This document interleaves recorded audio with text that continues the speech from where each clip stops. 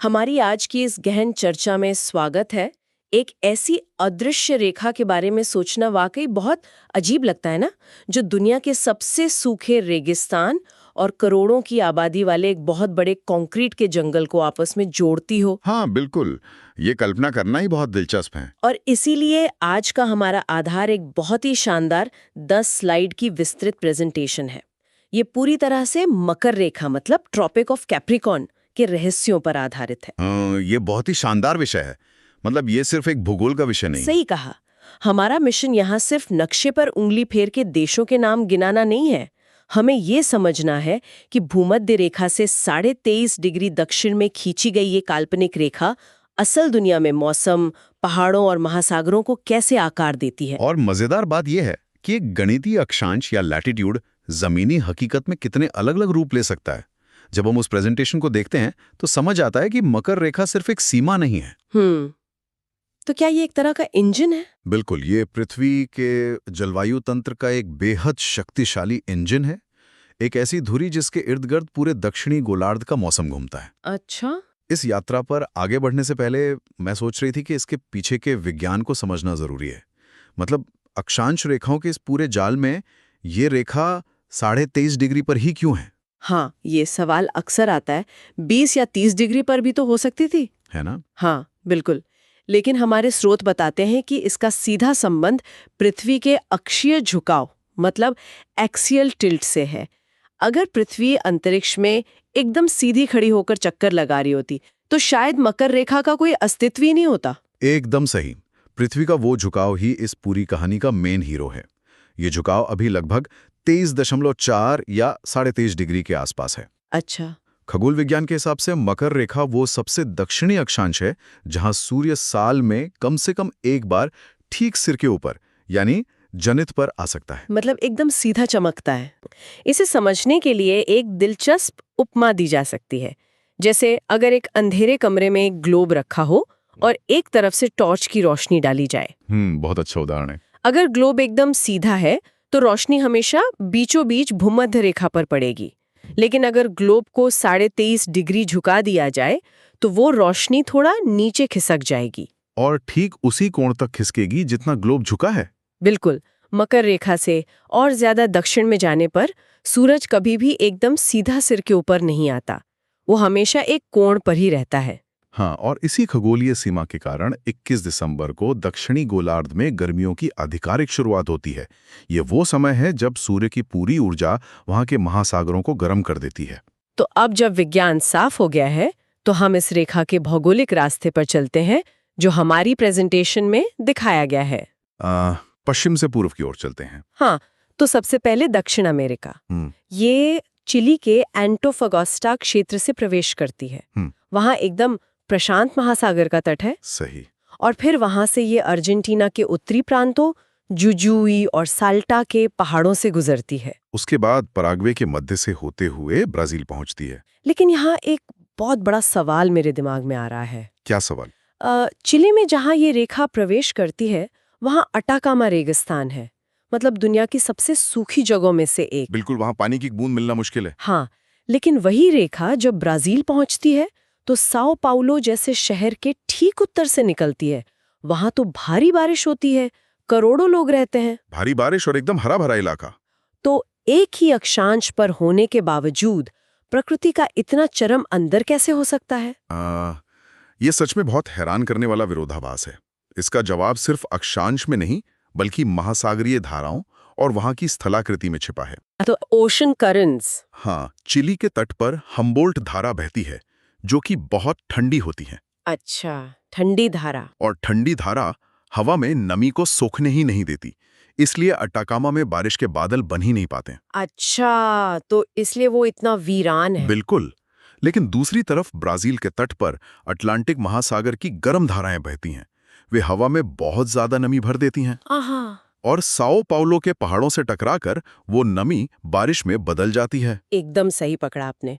ये इस बात का सबूत है कि मकर रेखा हमेशा एक जैसा असर नहीं डालती, वो स्थानीय भूगोल के साथ मिलकर काम करती है। ये तालमेल वाकई कमाल का है। इसके बाद हमारी प्रेजेंटेशन इस रेखा को अटलांटिक महासागर के ऊपर से ले जाती है सीधे अफ्रीका। अफ्रीका का परिदृश्य तो एकदम ही अलग है। हाँ, नामीबिया के तट से प्रवेश करते ही इसका सामना एक और विशाल रेगिस्तान से होता है, नामिब रेगिस्तान। और सिर्फ नामीबिया ही नहीं, इसके बाद ये बोत्सवाना के कालाहारी रेगिस्तान को भी पार करती है। फिर दक्षिण अफ्रीका के लिम्पोपो प्रांत से होते हुए मोजाम्बिक के तट से हिंद महासागर में निकल जाती है। अगर आप ध्यान दें तो अफ्रीका में आके ये साफ हो जाता है कि मकर रेखा और सूखे रेगिस्तानों का बहुत गहरा संबंध है।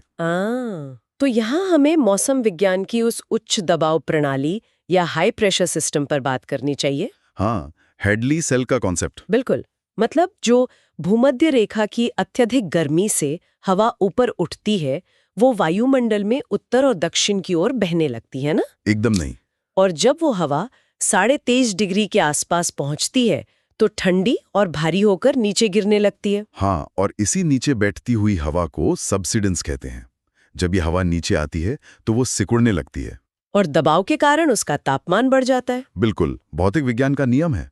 ये गर्म हवा नमी को सोख लेती है और बादलों को बनने से रोकती है। हाँ, और बादलों के बिना तो बारिश हो ही नहीं सकती। यही वो अदृश्य तंत्र है जो नामीब और कालाहारी जैसे बड़े रेगिस्तानों को जन्म देता है। मतलब ये रेखा एक तरह के सुखाने वाले बेल्ट की तरह काम करती है। लेकिन हमारी प्रेजेंटेशन में एक और दिलचस्प अपवाद है, मेडागास्कर। हाँ, मेडागास्कर। मोजाम्बिक से आगे बढ़कर ये रेखा इस द्वीपीय देश के तोलियारा क्षेत्र को बीच से काटती है। वहां कोई रेगिस्तान नहीं है। नहीं, मेडागास्कर का मामला बहुत अलग है। वहां मकर रेखा एक क्लाइमेट डिवाइडर का काम करती है। क्लाइमेट डिवाइडर मतलब? जलवायु विभाजक। हाँ, इसके उत्तर में घने वर्षावन और ट्रॉपिकल जलवायु है। लेकिन जैसे ही आप रेखा पार करके दक्षिण की ओर जाते हैं, परिदृश्य एकदम समशीतोष्ण और अर्धशुष्क हो जाता है। हाँ, तो वहां की वनस्पतियां भी बदल जाती होंगी। बिल्कुल, दक्षिण में कांटेदार और पानी जमा करने वाले पेड़ पौधे मिलते हैं।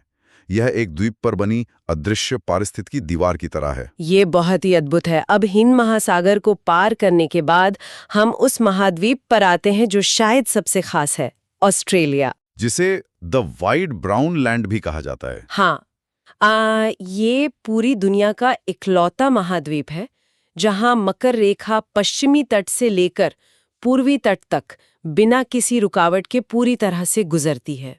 कोस्ट टू कोस्ट, एकदम सही। पश्चिमी तट पर एक्समाउथ से ये प्रवेश करती है और फिर सीधा आउटबैक या रेड सेंटर में चली जाती है। हाँ, एलिस स्प्रिंग्स के ठीक दक्षिण से। यह इलाका अपनी भीषण गर्मी और सूखी लाल मिट्टी के लिए जाना जाता है। मतलब यहाँ फिर से वही हाई प्रेशर सिस्टम काम कर रहा है। बिल्कुल, हवा के नीचे बैठने वाला तंत्र यहाँ अपनी पूरी ताकत पर है। यह दुनिया के सबसे दुर्गम स्थानों में से एक है। लेकिन ऑस्ट्रेलिया की यात्रा का अंत भी एक बड़े विरोधाभास के साथ होता है। हाँ, पूर्वी तट वाला हिस्सा। पश्चिमी तट और उस लाल रेगिस्तान को पार करने के बाद यह रेखा पूर्वी तट पर रॉकहैम्पटन शहर से बाहर निकलती है। और आपको पता है उसे क्या कहते हैं? हाँ, बीफ कैपिटल, राइट। हाँ, दुनिया की बीफ कैपिटल। मुझे ये सोचकर बड़ी हैरानी होती है कि जो रेखा महाद्वीप के बीच में जीवन को इतना मुश्किल बना देती है, वही पूर्वी तट पर इतने बड़े उद्योग का केंद्र कैसे बन सकती है?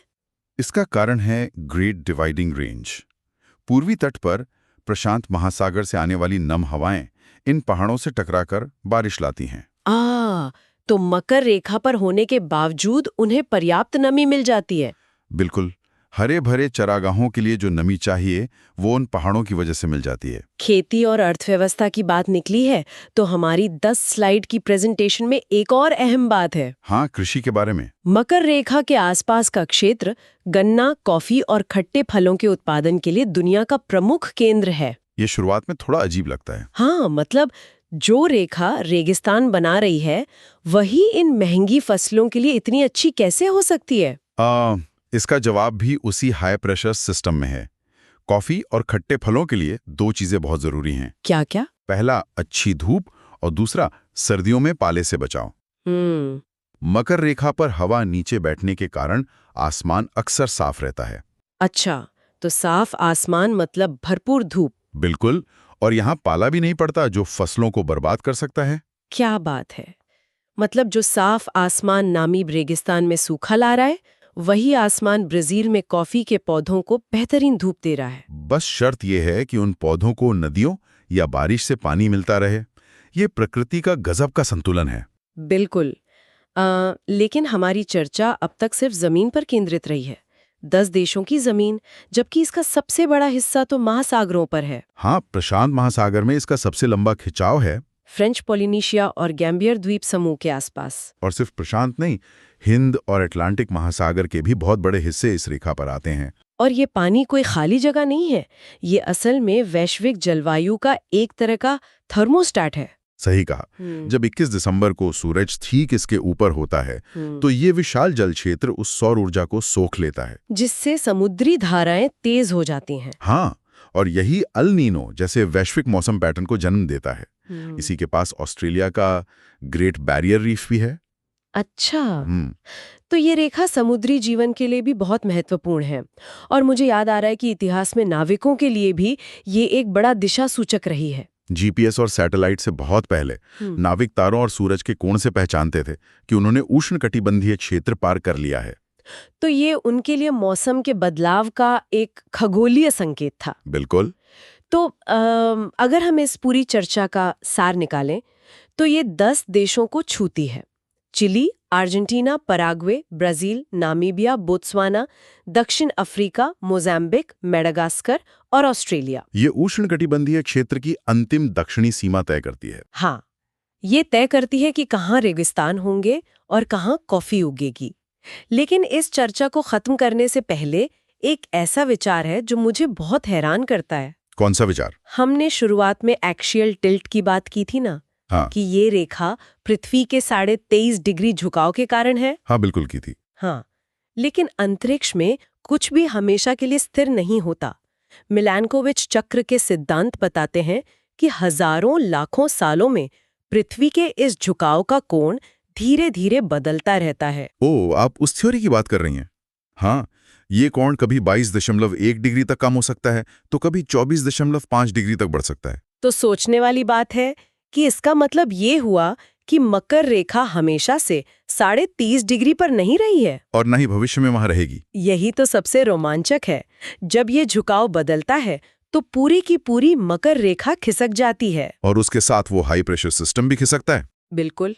अटैकामा और नामीब के रेगिस्तानों की सीमाएं बदल जाती हैं और वे बेहतरीन कॉफी के खेत जो आज सही जगह पर है वो शायद उस जलवायु क्षेत्र से ही बाहर हो जाएं। मतलब एक अदृश्य रेखा जिस पर आज दुनिया का मौसम और भूगोल टिका है वो असल में हमेशा के लिए एक ही जगह पर बंधी हुई नहीं है। हाँ, पृथ्वी का वो झुका हुआ लट्टू अपनी चाल बदल रहा है।